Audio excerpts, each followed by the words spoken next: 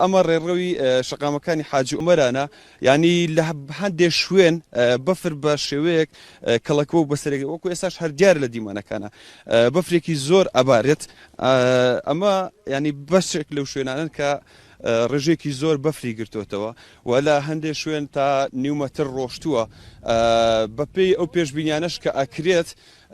بەردەوامە بێت تا بەیانیش ئەم بەفرە بەڵام حاجی عومەران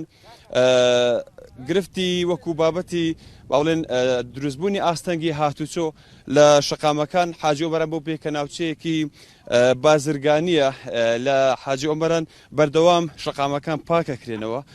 بەڵام ئەوەی هەیە لە زینی وەرتێ ئاستەنگی هاتوچۆ بۆ هاوڵاتیان دروست بووەوە لە دوێنێ شەوەوە بەردەوام تیمەکانی پاراستن و چاکردنی ڕێگەوبانی سۆران شەقامەکانیان پاکە کردەوە و ڕاگەندراوی بەردەوام بۆ ئەوەی هاوڵاتیان هۆشیار بکەنەوە لەوەی کە